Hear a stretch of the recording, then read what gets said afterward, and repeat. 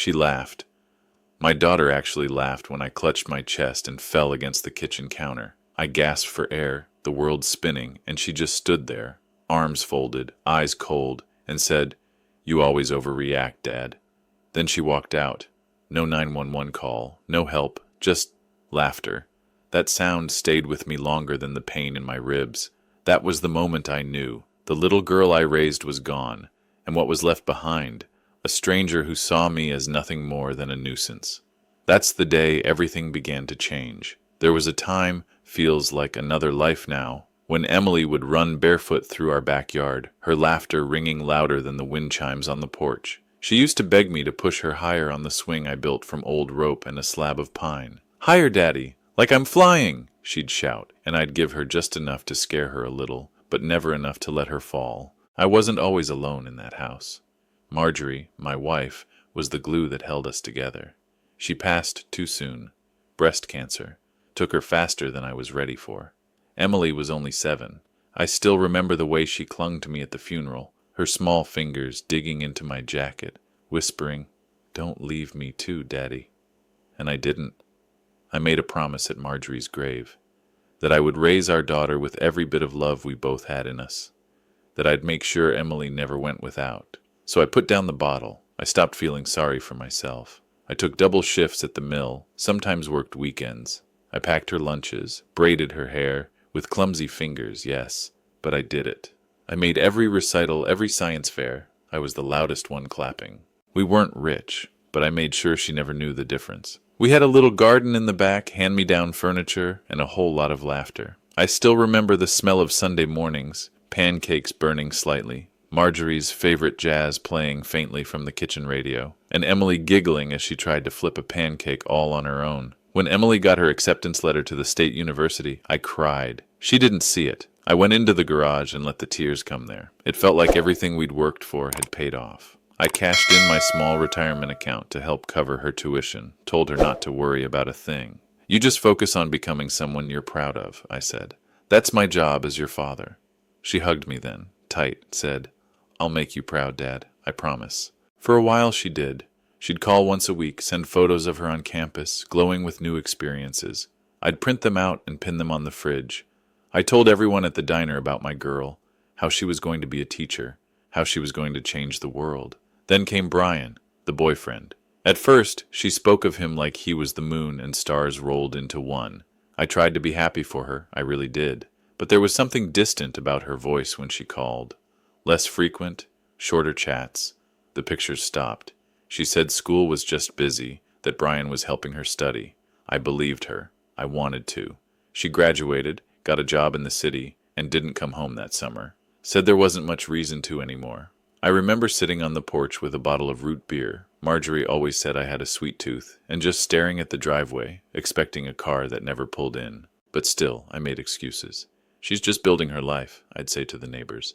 "Kids gotta stretch their wings." The truth was, I missed her. I missed being needed. When she eventually came back to visit, once every few months, it wasn't really her. She was sharper, colder. Brian barely looked me in the eye. They'd whisper to each other in corners, and I'd find my tools rearranged in the garage or items missing from the attic. Little things, like Marjorie's old clock.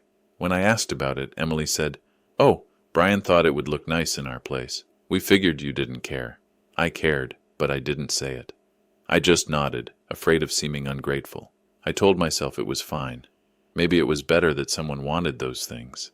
I'd spent so many years making sure she had everything. I didn't know how to ask for anything back. There were moments, though, fleeting ones, that gave me hope.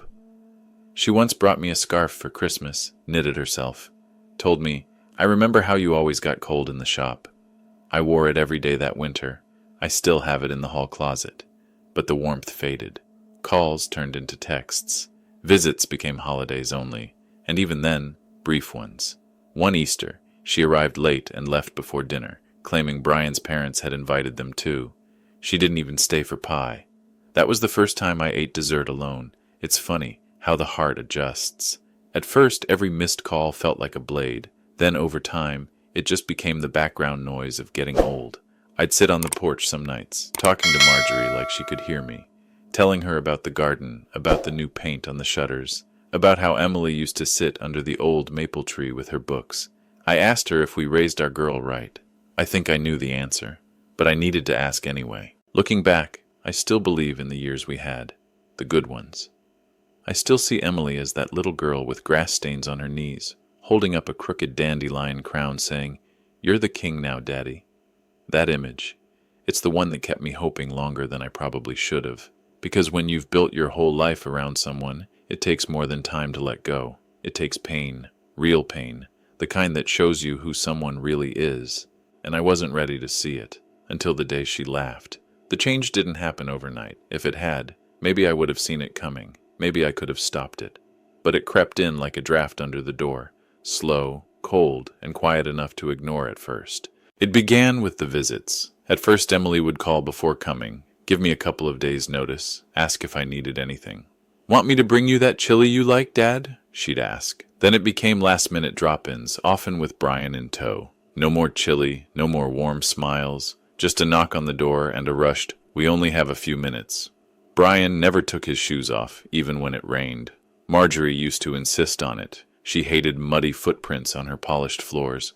I didn't say anything the first few times, just quietly wiped the floors after they left. But it started to bother me, not the mud itself, but what it meant. Disregard, no respect. Emily used to ask about the garden, help me prune the hydrangeas. One summer, she didn't even glance at the backyard. Instead, she walked around the house with a strange look on her face, like she was measuring something. "Have you ever thought of downsizing?" she asked, arms crossed. "Downsizing?" I repeated, confused. "Yeah, I mean this house it's a lot for one person, Dad. Don't you think it's time to consider something easier?" It wasn't a question. It was a suggestion. A suggestion coded in something I couldn't name yet. Impatience, maybe. Or ambition. I looked around that moment, at the walls I painted with Marjorie, the staircase where Emily took her first tumble, the scuff on the banister from moving in our old couch, and I felt a lump rise in my throat. This wasn't just a house. This was us. "I'm doing just fine," I said. She didn't push, not that day, but the idea had been planted. Then came the comments, little barbs wrapped in smiles. "Still using that flip phone, huh? You really need to get with the times, Dad. You're not still driving yourself to the store, are you? What if something happens? I don't think you're remembering things very well lately. You told me this story twice." I'd laugh along at first, tell her I was just a stubborn old mule. But inside, it stung. It wasn't what she said, but how. As if I was becoming an inconvenience. Brian was worse. He never spoke directly to me unless it was to ask where something was. Usually something valuable. Once he asked offhandedly, "That shed in the back, any tools in there worth anything?" I said no. He still poked around in it later when he thought I wasn't looking. One evening, while I made tea, I overheard them whispering on the porch. Emily's voice was sharp, hushed. "He doesn't even use most of this space. We could renovate it, maybe rent it out, or—" "Just be patient," Brian muttered. "He's old. It'll come." I froze with the kettle in my hand, the whistle screaming. My knuckles turned white as I gripped the handle. I didn't say anything. I just poured the water and brought them their cups like I hadn't heard a thing. But inside something cracked. I started to notice how they treated my things. Marjorie's china, the antique clock, my record collection. Items went missing or were borrowed. Brian once asked if I had a spare key in case of emergencies. I told him I didn't. Emily began calling less. When she did, it was always quick. "Hey, can you check if my birth certificate is still in your safe? Brian needs it for some paperwork." "Do you still have the title to the truck? We were thinking about using it for trade-in value." "No, how are you, Dad? No, need anything? Just requests." I started forgetting things too, or maybe I started questioning myself. I'd find the thermostat changed, my pills out of place, doors unlocked that I always kept shut. At first I blamed age, then I started wondering, was it them? The final straw came one Sunday. I'd invited them for dinner. I made pot roast, Marjorie's recipe. Took me all day. I even set the table with the old lace cloth Emily once said reminded her of her childhood. I was proud of it. They showed up an hour late. Brian was on his phone the whole time. Emily barely touched her plate. Halfway through the meal, she said, "You know, Dad, it might be time to think about assisted living, just for safety." Piece of mine. I put my fork down. You think I need to be put away? She rolled her eyes. Don't be dramatic. We're just concerned. We? I asked. Or he? Silence. Brian finally looked up. Look, no offense, but you're not exactly in your prime anymore. Things happen. Stairs get slippery. You could fall and not even be found for days. I stared at them. This couple sitting at my table, eating my food, discussing my future like I was already gone. That's what you're worried about? I asked. Me being alone. Of course, Emily said, but her eyes darted to Brian, and his hand was resting on her leg, squeezing it gently, like a cue. That night, after they left, I sat in the living room for hours. No TV, just the tick of the clock on the mantel. I looked around at the photos, Emily in her graduation gown, Marjorie smiling beside a Christmas tree, me in my work boots holding up a happy retirement sign. I thought about that little girl in the swing, the promise I made her mother, the scarf I kept in the closet. And I started to wonder, had I mistaken gratitude for love all these years? The signs had been there, in the silences, in the looks, in the offhand comments and shifting tones. I just hadn't wanted to see them. But now, I couldn't look away. The betrayal didn't come with shouting or slammed doors. It came with smiles, with soft voices, with the smell of fresh coffee and a pie I didn't bake sitting on my kitchen table. It was a Saturday morning. I remember because the sun came through the east window just right, lit up Marjorie's old tulip curtains like stained glass. I'd just finished feeding the birds and was washing my hands when I heard the door open. Not knock. Open. Emily's voice floated in. Dad, you home? Before I could answer, I heard Brian behind her. Told you he'd forget to lock it again. My hands froze under the water. They walked in like they owned the place. Emily carried 2 paper cups from that expensive coffee shop in town, the one she used to call a waste of money. Brian had a manila folder tucked under his arm, his sunglasses still on inside the house. Morning, I said, drying my hands. Emily smiled too brightly. We brought you a treat. I eyed the pie. What's the occasion? She sat down at the table like she'd been doing it every Saturday of her life. No occasion. We just thought it would be nice to spend a little time together. Right, Brian? He nodded, already pulling papers from the folder. My stomach twisted. Something wasn't right. Emily sipped her coffee and leaned forward. Dad, we've been thinking, with everything going on in the world, it might be time to simplify things a bit. I stayed quiet. She continued. We looked into this great place. Modern, safe, medical staff on site. It's just 15 minutes from here. You'd have your own little unit. Brian chimed in, flipping a page toward me. They even have game nights. You could meet people. I looked down at the brochure they slid across the table. A smiling old man was feeding pigeons. The caption read, Golden years peacefully spent. I pushed it back. I'm not going anywhere. Emily sighed, like a mother explaining something to a stubborn child.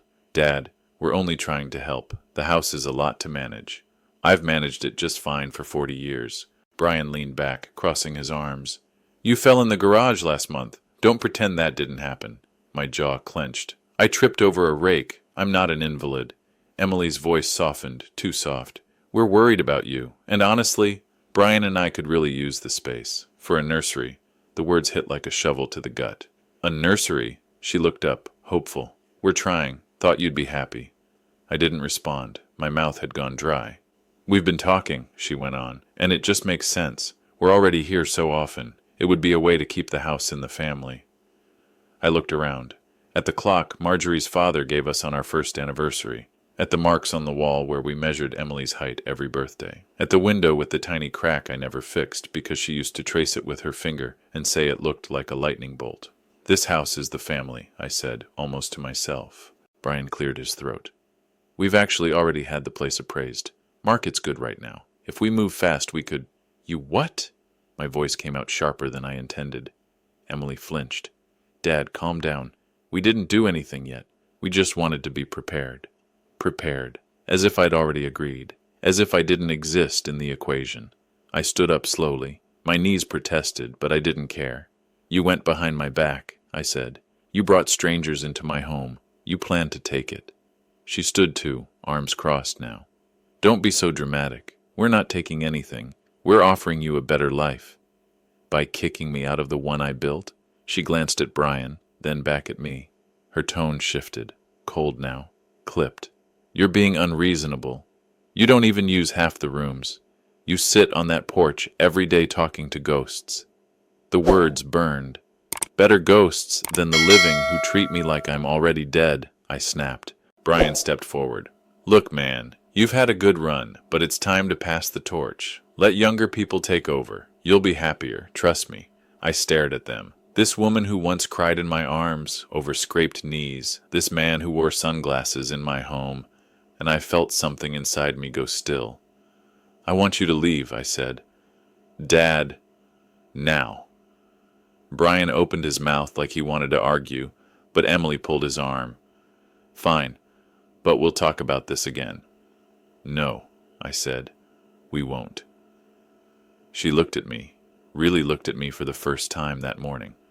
And there was something in her eyes, maybe guilt, maybe fear, but it vanished behind pride. As the door shut behind them, the house felt colder than it had in years.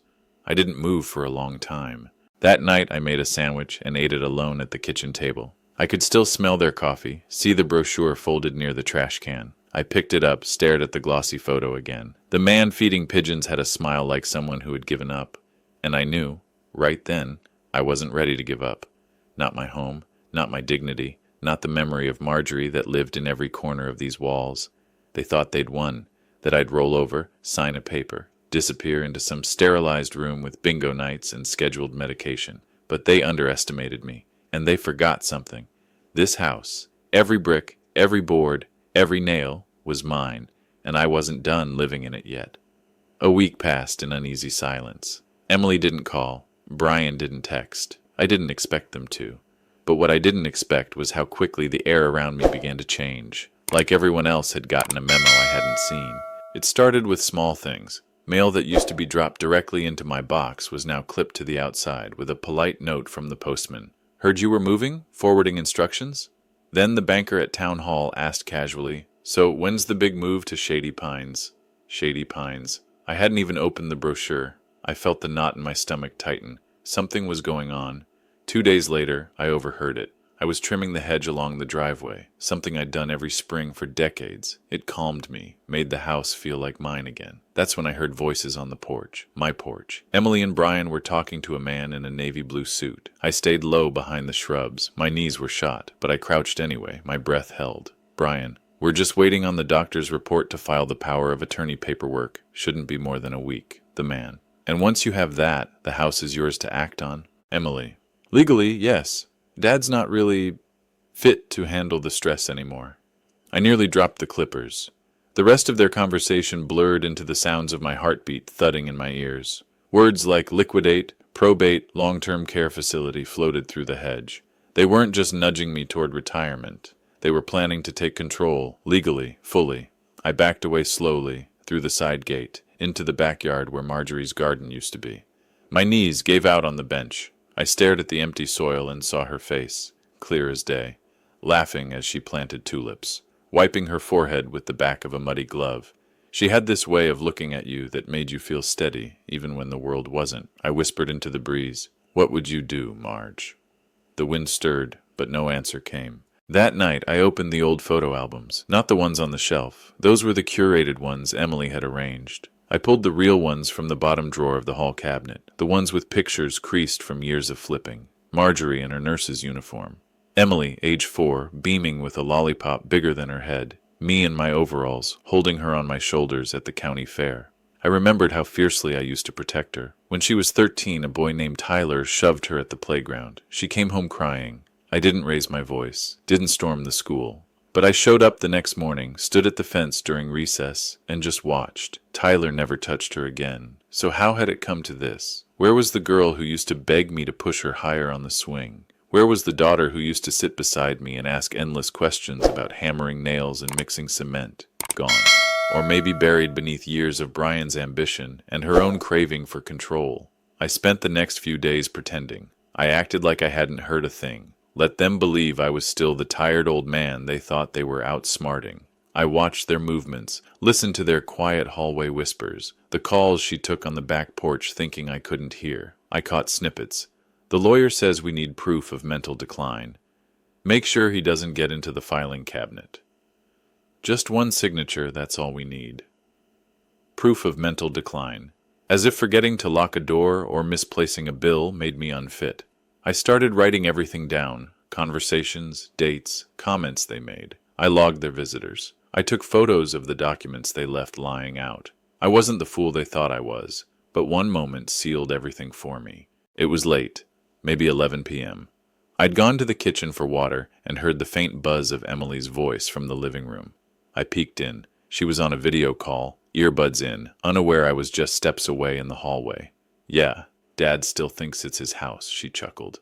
God, he's so stubborn. But once the will's updated and the power of attorney goes through, it won't matter. A pause. Then she laughed harder. I mean, what's he gonna do? Call a lawyer? He can't even open a PDF. She ended the call a minute later and walked right past me in the hallway. Didn't even see me standing there in the shadows. And I stood there long after she was gone. Not because I was hurt, though I was, but because I realized something else. This wasn't about concern. This wasn't even about the house. It was about control. Still kicking? He said when he heard my voice. Barely, I chuckled. I need your help. He came by that afternoon. We sat at the kitchen table, papers spread out between us.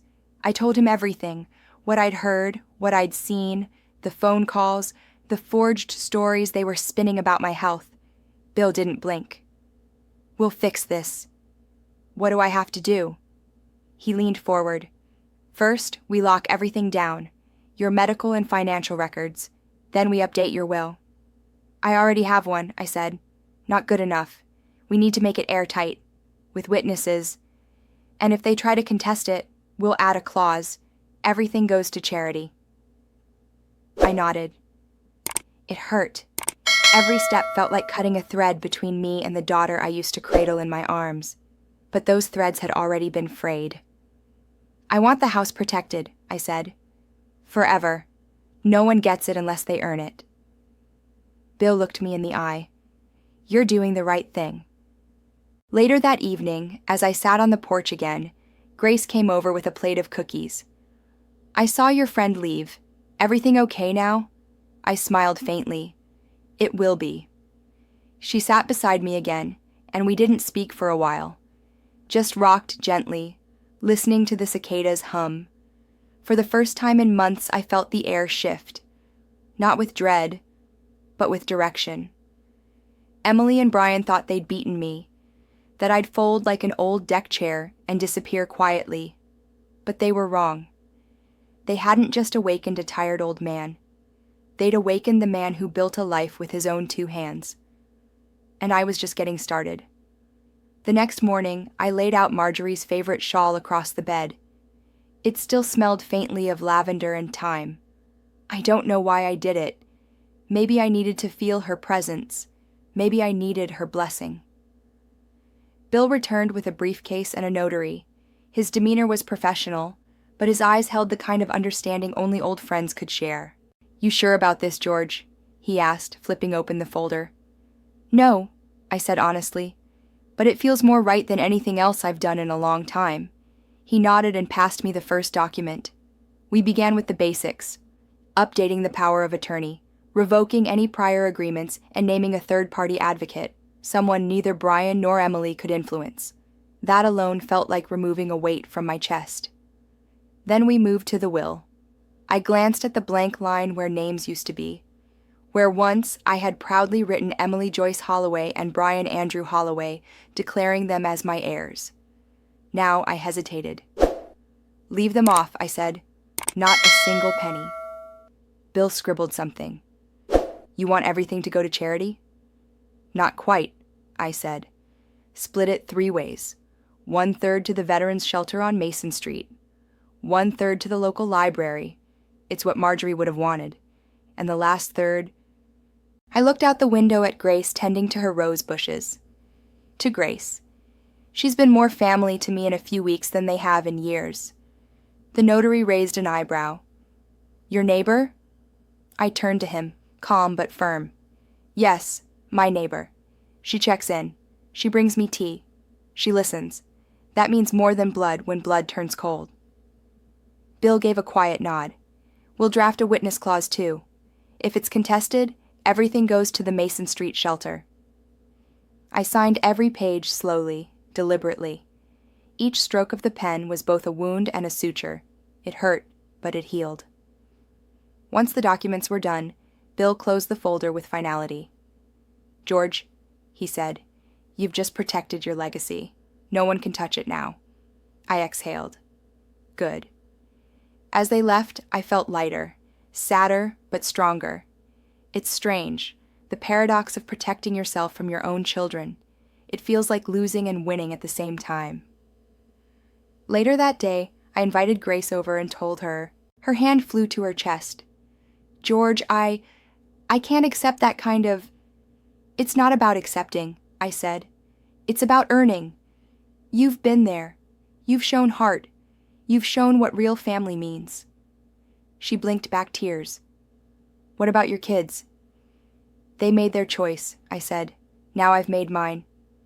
We sat in silence for a while. No more needed to be said. That night, I found an old photo album and flipped through it. Marjorie in her yellow sundress, Brian holding a frog at age 6, Emily in her cap and gown. Each picture was a memory wrapped in love, now wrapped in grief. But I didn't rip them out. I didn't burn the album. Because even when people change, the moments that mattered don't disappear. They just belong to a version of them that no longer exists. The next morning, I took a walk to the town square. My legs ached, but the sunshine warmed me. I passed familiar faces. Some nodded, some looked away.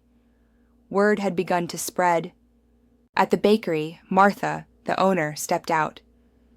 "I heard what your daughter said at the market last week," she said quietly. "About you being senile. I knew it wasn't true." I smiled. "Thank you. You ever need a witness, a signature, anything," she added, "you come see me." Maybe that's what grace really is. Not just a person, but moments of kindness you didn't ask for. Back home, I found an envelope on the doorstep. No name. Just a shaky scrawl. "Sorry." Inside was a note from Brian. "Dad, I was drunk. I was angry. But I didn't mean to hurt you. I don't know how to fix this." I folded the letter carefully and placed it in my drawer. I didn't respond. Not yet. He'd have to earn that chance, if it ever came. For now, I had something more important. Peace of mind. I spent the afternoon walking through the house, room by room, touching the walls Marjorie and I had painted, the window frames I'd carved, the floorboards we used to dance on. This place wasn't just a house. It was our story, our struggle, our sanctuary. Now, it was protected. Brian and Emily had assumed I'd die quietly, tucked into some sterile nursing home, forgotten by the very family I raised. They never imagined I'd fight back. Not with fists, but with a pen. Not with bitterness, but with boundaries. And in doing so, I rediscovered a strength I thought I'd lost. Next time they came knocking, they'd find a door already closed. Because I wasn't just writing a will. I was writing the ending they didn't expect. It happened the following Friday. I was sitting in my recliner, flipping through one of Marjorie's old recipe books. She used to scribble little notes in the margins, like George liked this one, even though he pretended not to. I smiled every time I found those. That smile didn't last long. The doorbell rang. I expected Grace, or maybe the mailman, but instead, standing on my porch, were Brian and Emily, flanked by a man in a suit holding a thick folder. Brian looked smug. Emily looked tired. The man in the suit looked like he didn't want to be there. "Can we come in, Dad?" Emily asked, her voice softer than usual. I didn't move. "Why?" Brian stepped forward. "We brought a mediator. Just a formality, really. We want to talk about your long-term arrangements." "Mediation," I repeated. "That's what this is now?" Emily looked embarrassed. "Dad, please. We just want what's best for you." The man spoke. "Mr. Holloway, my name is Jack Werner. I've been hired to assist with elder transition planning. Your children—" They're not my children today, I said, voice like iron. Jack paused. Sir, this isn't a confrontation. It's simply a proposal outlining a safe, managed living arrangement. Your property would be put into a trust for ongoing care. I laughed. Short, bitter. So it's not my house anymore, just like that? Brian stepped past me into the living room without being invited. You've been acting erratic, Dad. Shutting people out, making irrational decisions. Irrational? Emily entered too, hovering near the entryway. We just want to avoid legal complications down the road. There it was. I turned slowly. So that's what this is really about. Not my health, not my safety. It's about avoiding complications. It's about securing the house while I'm still breathing. Jack tried to interject. This is a common process. Many families— I don't care what many families do, I said sharply. This family, my family, used to have respect. Brian tossed the folder onto my coffee table. Just read it, then we can all move forward. I didn't touch it. You need to leave. Dad, now. Emily tried again. You're being unreasonable. I stepped forward until I was inches from Brian's face. You broke into my home with a stranger, tried to trick me into signing it away, and you have the audacity to call me unreasonable? Brian didn't budge. We're doing this whether you cooperate or not. There are legal avenues, guardianship, mental competency filings. Something in me snapped. I reached under the end table and pulled out a sealed envelope. Then you'd better read this first. Brian frowned. What is that? My will, I said, and a copy of the legal power of attorney, notarized and witnessed. You'll find neither of your names anywhere on it. Emily gasped. You're joking. I handed it to Jack instead. Make yourself useful. Tell them what it says. He scanned the first page, eyes widening. It's legally sound, very clear. There's even a no contest clause. Brian grabbed it from him, flipping through the pages. You left everything to Grace? To a neighbor? No, I said. To someone who didn't treat me like an obstacle. Emily's voice cracked. You didn't even talk to us. You talked loud enough behind my back. That was all I needed. For once, Brian had nothing clever to say. Just silence. Emily looked down at her shoes. We're still your kids. I looked at her, really looked, and saw not the daughter I raised, but a stranger wearing her face. No, I said. You were. Once. They left in silence. No yelling, no begging. Just the sound of a door closing. As they walked to the car, I saw Grace stepping out of her garden. She caught my eye. I gave a small nod. She nodded back. That's all we needed. Once the house was quiet, I sat back in my recliner, hands trembling. Not from fear this time, but from the sheer weight of standing up for myself. I looked around the room. The photos on the mantel, Marjorie's shawl still draped over the couch, the afternoon light spilling through the windows she once washed with humming in her throat. And I cried, not just for what I'd lost, but for what I'd finally reclaimed. My voice, my dignity, my home.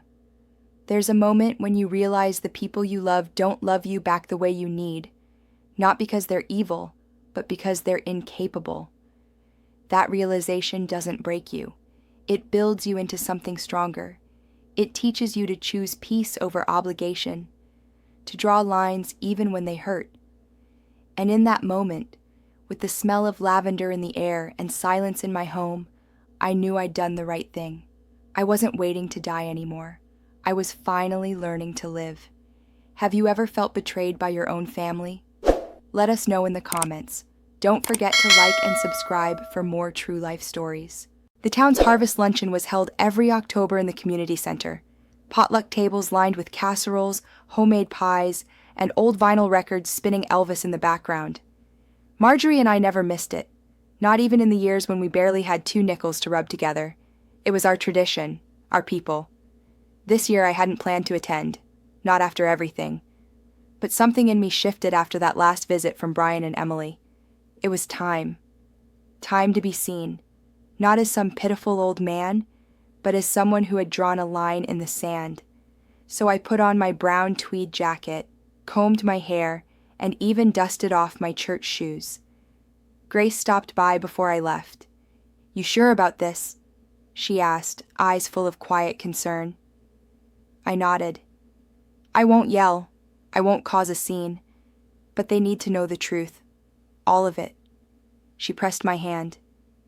"Then go remind them who you are." The room was already half full when I walked in. I got a few double takes, some smiles, a couple polite nods.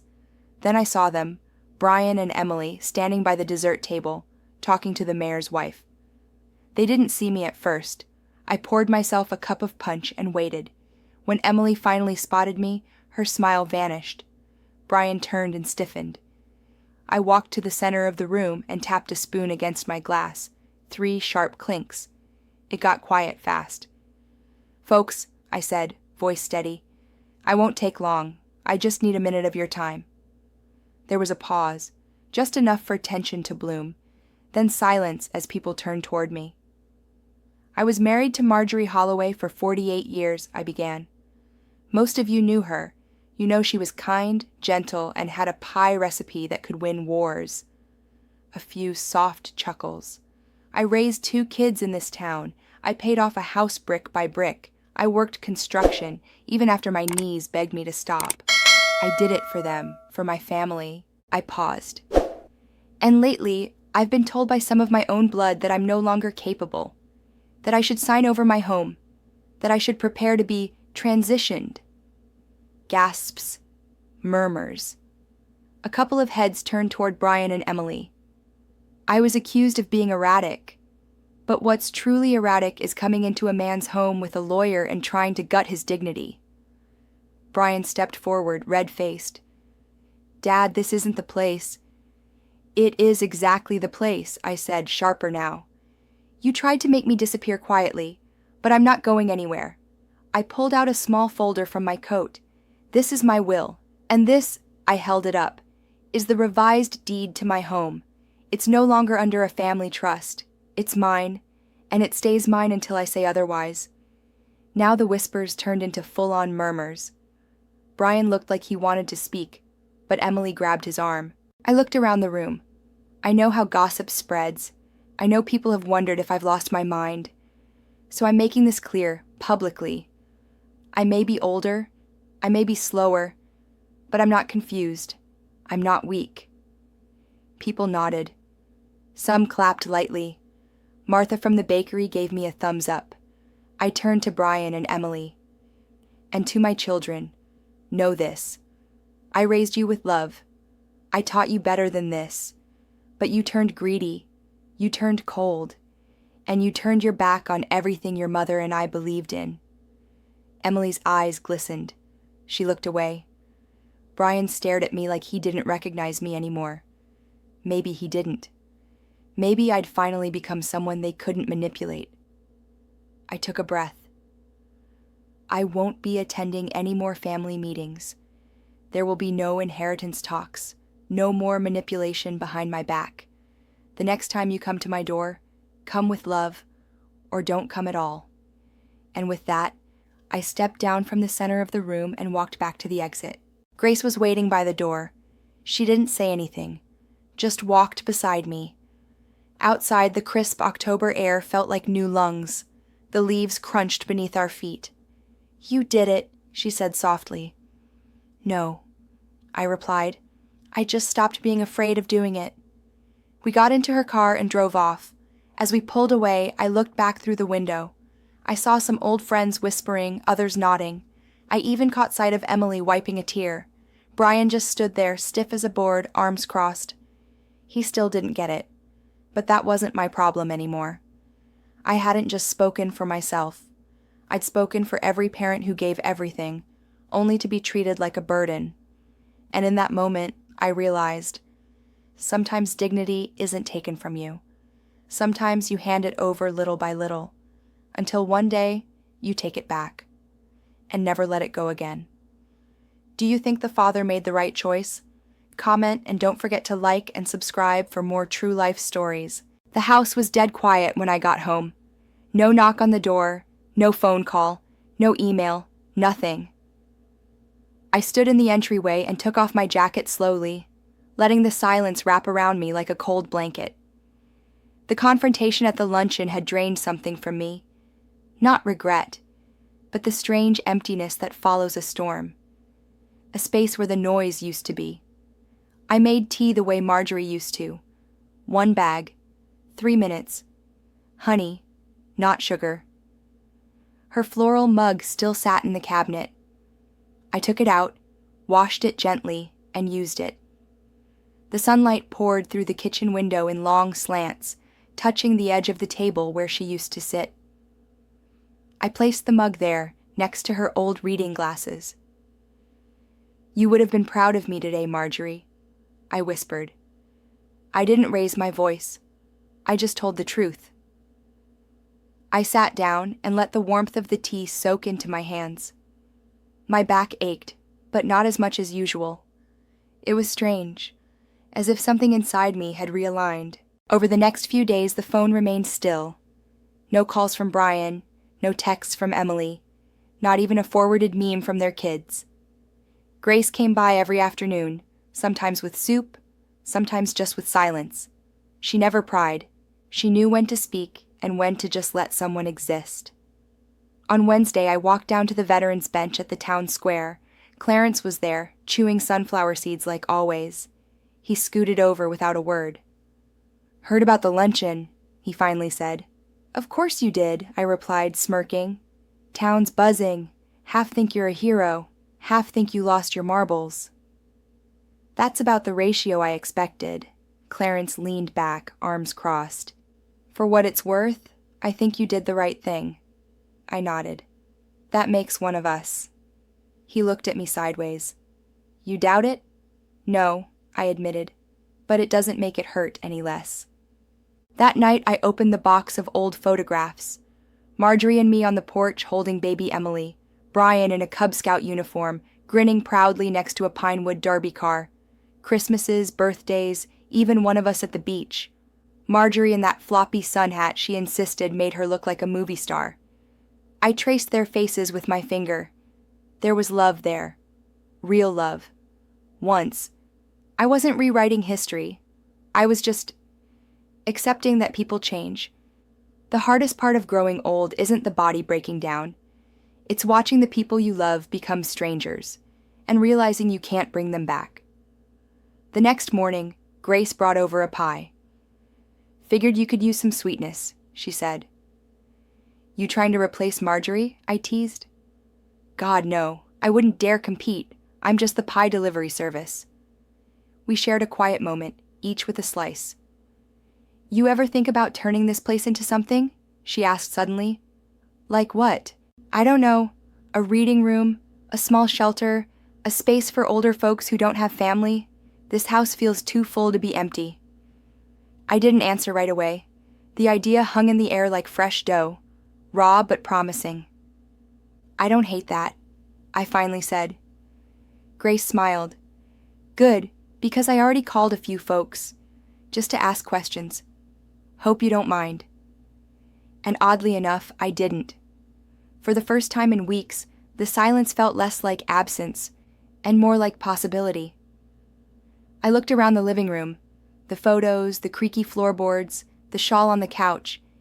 It didn't feel like a museum anymore. It felt like the beginning of something. I stood, stretched, and walked to the front window. The trees were starting to shift. Orange, gold, red. Change was here, and I was ready for it.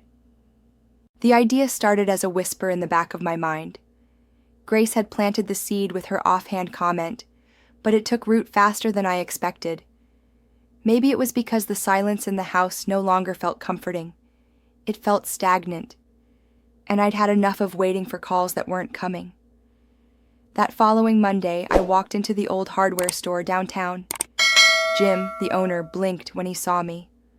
"Holloway, didn't expect to see you here. Need some gutter nails or paint?" "Neither," I said. "I need some advice on rebuilding a few rooms.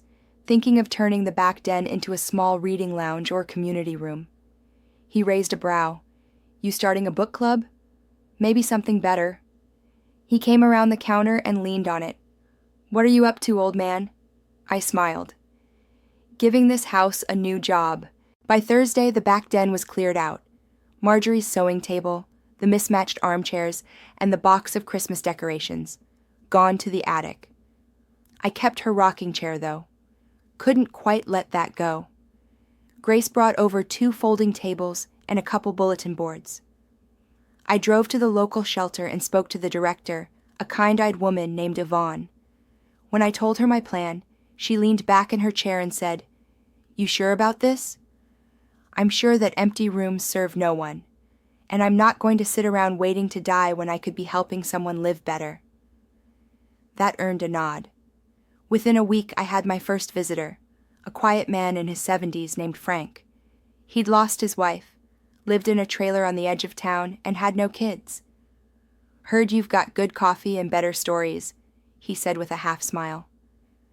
Depends on how much truth you want with your caffeine, I replied. We sat for an hour, maybe more. Talked about baseball, arthritis, and the price of milk. It wasn't profound, but it was something. Next came Ruth, then Charlie, and eventually a small cluster of folks who needed company more than charity. I wasn't running a business or a shelter. I was opening a home. The neighbors started to notice. Some offered to help. Others just brought food. One woman, Lila, dropped off a stack of books and said, "My husband never read them. Maybe someone here will." And just like that, the house began to hum again. Not loud or boisterous, but steady, alive. One morning, I found myself whistling while sweeping the front porch. I hadn't whistled in years, not since Marjorie. Grace sat on the steps sipping her tea. "You're different," she said. "Different how?" "Less haunted, more here." I thought about that. She was right. For too long, I'd been living in the shadow of everything I'd lost. Now, for the first time, I was building something new. Not in spite of the pain, but because of it. The living room walls got a fresh coat of paint. Light yellow. Marjorie's favorite. We framed some of the old photos and hung them up. It made the space feel warmer, like her spirit approved.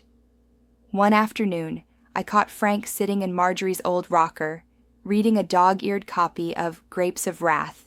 "You know," he said without looking up, "this place feels like a second chance." "It is," I replied, "for all of us." That night, I sat by the window and looked out at the dusk setting over the yard. The old oak tree rustled in the breeze. For the first time in a long while, I wasn't thinking about Brian or Emily. I wasn't wondering what I'd done wrong as a father. Instead, I thought about what I could still do right. I poured myself a cup of tea, raised it slightly toward Marjorie's picture on the mantel, and whispered, "We're building something again, love. Not the way we imagined, but something beautiful still." And I felt, in that quiet moment, a kind of peace I hadn't known in years. The house had a new heartbeat, and it came from everyone who walked through its doors and chose to stay. The days settled into a rhythm. It wasn't the same as when Marjorie and I filled the house with Sunday roasts and children's laughter, but it had its own kind of music. Every morning, I brewed coffee before sunrise. By the time the second pot was ready, Ruth would shuffle in with her crossword puzzles. Frank brought a stack of old jazz records. Charlie set up a weekly storytelling hour. Even Grace got roped into reading aloud from mystery novels on Friday evenings. These weren't obligations. They were offerings, pieces of each person's soul laid gently on the table for others to hold. There was no formal name for what we were building, but people in town started calling it Holloway's house. The first time I heard it, I chuckled. "Makes me sound like a haunted mansion," I joked to Grace. She grinned. "Well, you do have the eyebrows for it." But it stuck. Holloway's house wasn't just a name. It became a refuge. Not just for the lonely, but for the forgotten. The ones who had stories no one wanted to hear anymore. Here, their stories mattered. One Tuesday, a young woman knocked on the door. She had a tentative smile and held a Tupperware of lasagna. "I'm Mia," she said. "My grandfather used to know you." "Ronald Jacobs?" I blinked. Ronald was a good man. Haven't heard that name in years. She glanced around the porch. "He always said you were the kindest neighbor he ever had." When he passed last winter, I didn't know what to do with all the stories he told me, so I wrote them down. Would you like to read them? I invited her in, and before the night was over, Mia had read a chapter aloud to the group. She came back the next week and the week after that. Not everyone who visited stayed long. Some just needed a warm drink and a kind word. But others became fixtures, like the patchwork quilts on our couches. I began to realize that blood wasn't the only thing that made a family. Loyalty did. Kindness did. The courage to show up, day after day. One evening, I stood on the porch sipping tea. The air had that late autumn crispness. Leaves scuttled across the walkway like whispering ghosts. Mr. Holloway? I turned. A boy, no more than 17, stood at the edge of the yard. I'm Daniel. I think you're my grandpa. It took me a moment to find words. Emily's boy? He nodded. I heard what happened. Mom won't talk about it. But I didn't think it was fair. What they did to you. He looked down at his shoes, nervous, genuine. I want to know you, if that's okay. I motioned him over. We have stew in the kitchen, and a chessboard that's been waiting for a real opponent. Daniel smiled. That night, after the others had gone to bed, he and I sat across from each other in the dining room. He asked questions. I told stories. Some of them hurt, some made us laugh. When he left, he hugged me, awkwardly, but it meant the world. After he was gone, I sat in Marjorie's old rocker and felt tears prick the corners of my eyes. One ember from the old fire still burned, and maybe that was enough. Over the weeks, Daniel visited more often, helped repaint the front porch, read aloud to Frank when his eyes started going, fixed the rickety mailbox post. He didn't have to say it out loud. I could see it in his actions. He had chosen us, just as we had chosen each other. One morning, while he helped me hang a new set of curtains in the reading room, he asked, "Why did you do it? Leave everything to people who weren't your kids?" I looked at him long and hard. Because family isn't just about who you make, it's about who shows up when it matters.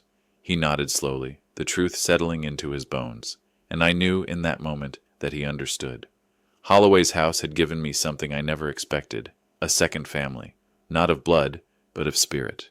People who held each other up when the world looked away. And for the first time in a long while, I didn't miss what I'd lost, because I'd found something just as good, maybe better. The knock came on a cold December afternoon. The wind had started to howl, whispering winter warnings through the trees, and most of the folks at Holloway's house were napping or huddled by the fireplace. I wasn't expecting anyone, especially not her. Emily stood on the porch, bundled in a designer coat and scarf, her eyes scanning the porch like it was a foreign country. "Dad." It hit me harder than I expected, hearing her call me that. It had been years. The last time she'd spoken my name, it was through clenched teeth and venom. "Emily," I said slowly, "you look well." She glanced behind me into the house. Her gaze lingered on the laughter echoing from the living room, the worn floors, the smell of cinnamon and coffee wafting from the kitchen. "I heard about all of this," she said. "From Daniel. He said it's become some sort of charity place?" "A home," I corrected, "for people who needed one." There was a pause, the kind filled with everything left unsaid over the years. She stepped inside, slowly, like she wasn't sure if she'd be welcomed. "This used to be mine," she said, running a gloved hand along the entry table. "You thought it was," I replied, voice soft but steady. "You acted like it was yours to claim. But this house never belonged to any of us. It belonged to the life we built together." She exhaled, sat down. "I was angry, you know. When Mom died, and then you started shutting down, I felt like I was losing both of you." I nodded. "You were. But I was losing me too." Her eyes grew glassy. "I didn't come to argue, or to ask for anything. I saw Daniel changing. I saw what this place did for him, and I guess I wanted to see it for myself." I watched her carefully. Her shoulders were slumped, her voice quieter than I remembered. "You hurt me," I said, "not out of vengeance, but truth.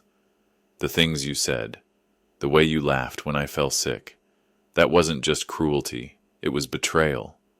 She closed her eyes, nodding. "I was scared and greedy, and I didn't know how to deal with watching you grow older. I thought if I could take control, Maybe I wouldn't feel so powerless. I leaned forward. You didn't just try to take control. You tried to erase everything we were. There was a silence, heavy, awkward, necessary. So, she said after a while, where does that leave us? I stood and walked over to the mantel, picked up the old photograph of Marjorie holding baby Emily in the hospital, the light in her eyes, the quiet joy. You were my little girl once, I said, and I loved you with everything I had.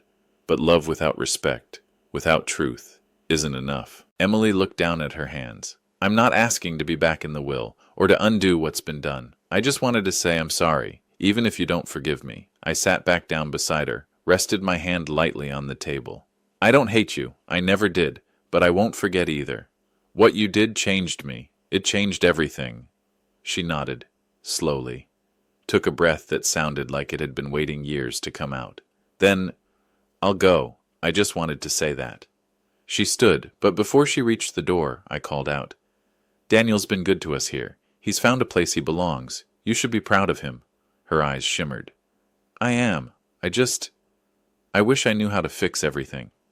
Some things can't be fixed, I said, but they can be faced. That's a start. She lingered for a moment longer, then walked out into the cold. I didn't feel triumphant. I didn't feel bitter either. I just felt still. Back in the living room, Daniel looked up from the board game he was playing with Grace. Was that? Yes, I said. She came to say sorry. He nodded, not pressing further. He understood things his mother never quite had.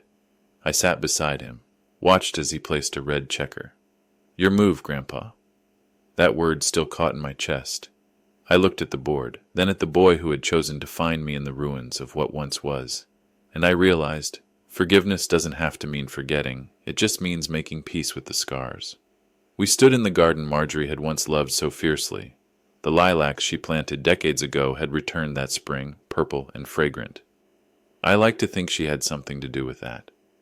A modest wooden sign stood just beneath the archway of the gate, carved by Frank and painted by Mia. Marjorie's house, a home for all. There was no ribbon-cutting ceremony, no mayoral speech, just our small band of residents, a few curious townsfolk, and a handful of volunteers who had helped bring the place to life. Ruth passed out tea in mismatched mugs. Grace handed out paper programs, the corners curling from humidity. Daniel adjusted the portable speaker and gave me a nod. I stepped forward, my cane planted firmly in the soil. Thank you all for being here, I said, my voice low but steady. This house has seen a lot. It was once filled with the laughter of children, the smell of cinnamon bread, and the voice of my late wife, Marjorie. A soft murmur of recognition moved through the crowd. Mia wiped her eye discreetly. There were years when it went quiet, when I thought its best days were behind it. But this old house had more to give, and so did I. I scanned the faces. Frank, sitting with a blanket over his knees. Grace, holding Ruth's hand. Daniel, arms crossed, eyes proud, and behind them faces new and old. People who had found their way to us, seeking warmth, seeking meaning. We aren't related by blood, most of us, but we've shared dinners, stories, chores, and grief. We've rebuilt something here, not just walls or windows, but dignity, community, purpose. I glanced up toward the attic window, Marjorie's old sewing room. For a second, I imagined her there, watching, smiling, maybe even proud. This house belongs to those who believe in second chances, in kindness over entitlement, in presence over inheritance. There was a pause. A breeze tugged gently at the wind chimes. Somewhere, a dog barked. Marjorie used to say, "Love isn't what you leave in a will. It's what you live while you're here." I didn't understand that until recently. Now I do. Applause followed, gentle, sincere. A few tears, even from folks I hadn't seen cry before. After the small gathering, people wandered the house, touching picture frames, admiring the restored kitchen, peeking into rooms labeled with brass plaques, the sewing room, the listening library, Frank's corner. Daniel walked beside me as we made our way upstairs. "You really think she would have liked this?" he asked. I smiled. She'd have rearranged all the furniture by now and scolded me for using too much salt in the stew. But yes, I think she'd be proud. He chuckled. "I'm proud of you too." We reached the second-floor landing and looked out the hallway window at the yard below. Children from town were chasing each other near the lilacs, their laughter echoing through the air. "Feels alive," he said. "It is." As evening settled, I sat in my old rocker, the one Marjorie gave me the year after retirement. A gentle creak accompanied each sway, like an old lullaby. Grace brought me a cup of tea and sat across from me. "You did something good here, you know." "Not alone," I said. "Never alone." She reached into her bag and handed me a worn journal. On the cover, written in neat cursive, were the words, "Letters to Marjorie." "Mia found it in the attic. Thought you might want to finish it." I opened to the first page. My own handwriting stared back at me. Entries written in grief after Marjorie passed, full of love and loss. Tears welled in my eyes. I turned to a blank page, picked up the pen Grace had tucked inside, and began to write, "My dearest Marjorie, you wouldn't believe what this house has become. It's loud again, messy, full of the kind of joy that takes root deep in the bones. Your garden's blooming, your kitchen's alive, and your rocking chair still sings." I paused, wiping my cheek. "I miss you every day, but I've stopped trying to live in the past, because the people here, Daniel, Ruth, Frank, Grace, they remind me that love doesn't die, it just changes shape." The ink bled slightly on the page. My hand trembled, but I kept writing. "Thank you for loving me, for teaching me what home means, and for leaving behind a place that could grow into something even bigger than us." I closed the journal and rested it on the arm of the chair. Outside, the porch light clicked on. One by one, windows in the house began to glow, and I knew this wasn't the end. It was the beginning of something beautiful. Marjorie's house lived again, and so did I.